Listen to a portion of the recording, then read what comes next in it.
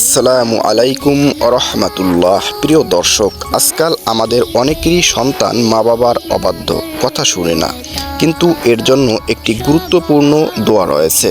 দোয়াটি যদি নিয়মিত করতে পারেন, অবশ্যই আপনার সন্তান আপনার কথা শুনতে বাধ্য। দোয়াটি হলো বিসমিল্লাহির রহমানির রহিম।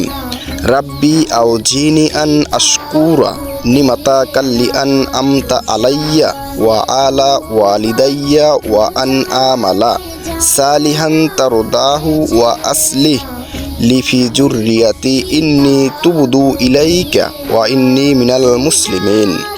অর্থ: হে আমার পালনকর্তা, আমাকে এরূপ ভাগ্য দান করুন যাতে আমি আপনার নিয়ামতের শুকর করতে পারি যা আপনি আমাকে দান করেছেন, ও আমার পিতামাতাকে, এবং যাতে আমি আপনার পছন্দনীয় সৎ কাজগুলি করতে পারি।